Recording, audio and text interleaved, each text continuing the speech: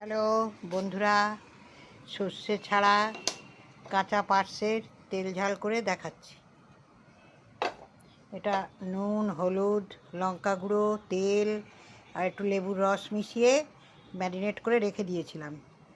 এবার এটাকে ছাড়বো। এই কালো জিরে দিয়ে দিলাম,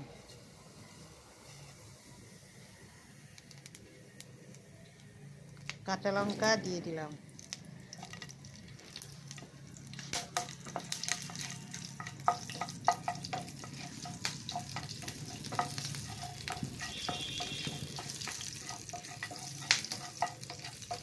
ঢাকাটা খুলছি।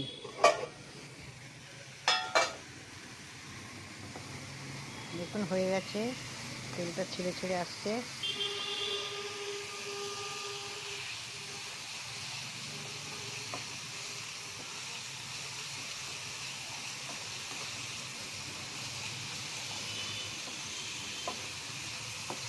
এরকম কম তেলে খাবেন, খাওয়াটা ভালো।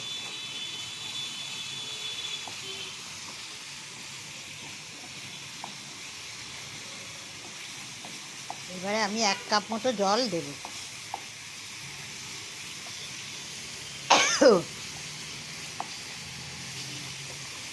হ্যালো বন্ধুরা, ঢাকাটা খুললাম, দেখুন হয়ে গেছে।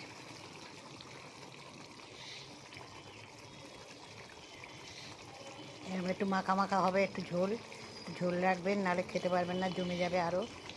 এবার ধনে পাতা, আমি চেরা লঙ্কা দিলাম না, কারণ বাটা লঙ্কায় একটু ঝাল হয়ে গেছে, কিন্তু স্বাদটা খুব সুন্দর হয়েছে, খেয়েছি, সব ঠিকঠাক আছে।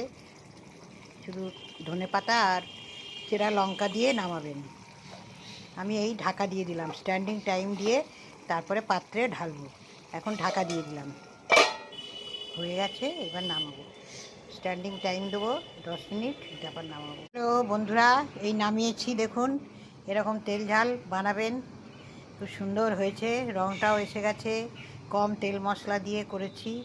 এভাবে বানিয়ে খাবেন, কাঁচা পার্শ্বের তেল ঝাল, দারুণ লাগবে, একদম সুন্দর খেতে লাগবে।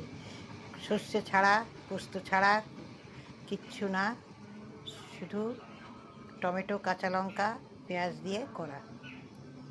এইভাবে খাবেন, লাইক কমেন্ট শেয়ার করবেন, কেমন খেলেন জানাবেন কমেন্ট করে। ভালো থাকুন, সুস্থ থাকুন, যে যেখান থেকেই দেখছেন একটা কমেন্ট করে জানাবেন, লাইক করবেন, আর কেমন খেলেন জানাবেন।